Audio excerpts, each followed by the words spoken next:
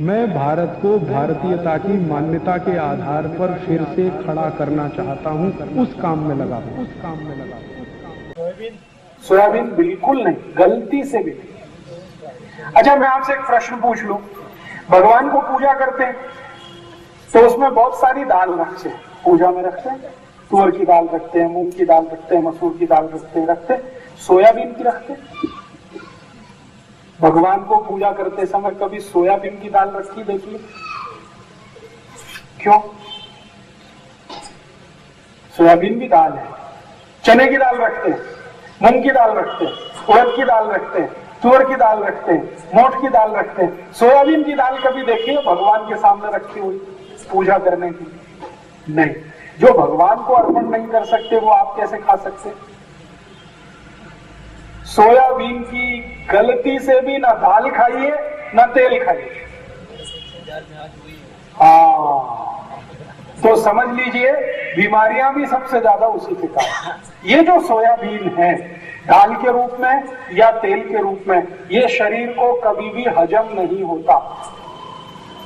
या दूसरे शब्दों में कहूं तो सोयाबीन का कुछ भी आप खाएं, शरीर उसको डाइजेस्ट नहीं कर सकता, उसका पाचन नहीं कर सकता, क्योंकि उसको पचाने के लिए जो कुछ एंजाइम्स चाहिए वो है ही नहीं मनुष्य के शरीर में।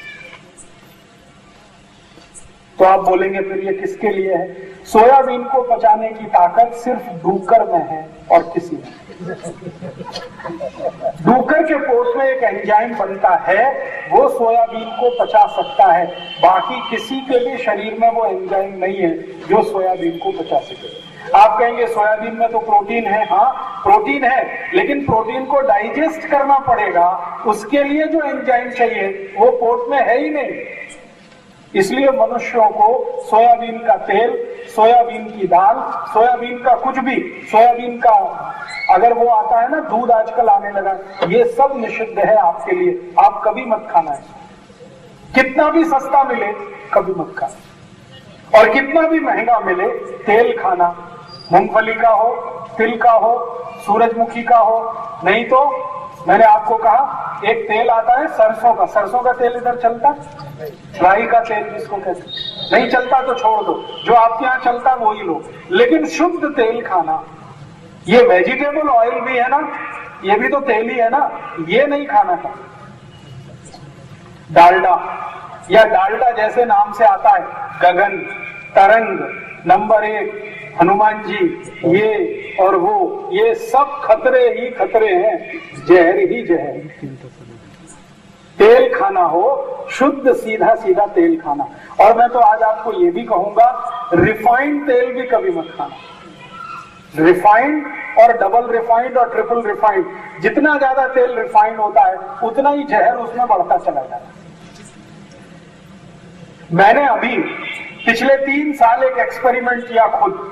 मेरे पास 100 से ज्यादा ऐसे पेशेंट हैं जिनको डायबिटीज और डायबिटीज के साथ ब्लड प्रेशर और ब्लड प्रेशर के साथ गुर्दे दुखना, ऐसी 4-5 बीमारियां एक साथ हैं, एक ही शरीर में 4-4, 5-5 बीमारियां। ऐसे 100 से ज्यादा मरीजों को मैंने क्या किया, कोई औषध नहीं दिया, उनको बताया नहीं। हमारे होम्योपैथी में मैं जो चिकित्सा करता हूं, हम बोले नहीं तो मालूम नहीं है सामने वाले को कि वो औषध खा रहा है कि नहीं खा रहा है। वो आपने देखा सफेद सफेद गोलियां होती हैं, छोटी छोटी, मीठी मीठी, हम उसमें औषध नहीं डालते कई बार, लेकिन पेशेंट तो खाता, वो सोचता अरे ये औषधि है, क्योंकि औषध उसमें डालो या ना डालो गोली एक ही जैसी, हम उसको प्लेसिबो कहते हैं, बिना औषध के। तो मैंने 100 से ज्यादा पेशेंट को कहा कि तुमको तो यही खाना है, तो उनको लगा कि ये औषध है। और मैंने पथ्य अपथ्य में उनको कहा कि चीनी बंद, आज से शुगर बंद, गुड़ खाओ, जितना खाना है गुड़ खाओ, जितना खाना है काकवी खाओ, और वेजिटेबल ऑयल नहीं खाएंगे, डालडा नहीं खाएंगे, अमृत घी नहीं खाएंगे, कोई नहीं, और डबल रिफाइंड नहीं, ट्रिपल रिफाइंड नहीं, शुद्ध घानी का निकला हुआ तेल और शुद्ध गुड़, ये 2 चीजें उनके जीवन में लाई और 2 चीजें हटाई।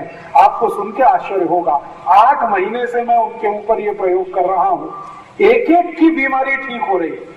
डायबिटीज उनकी नॉर्मल हो रही है, अर्थराइटिस बिना दवा दिए ठीक हो रही है, अनिद्रा की बीमारी बिल्कुल ठीक हो गई है, गैस बनना बिल्कुल बंद हो गई है, एसिडिटी बिल्कुल चली गई है, मोटापा कम हो रहा है, सब बीमारियां बिना औषध ठीक हो रही।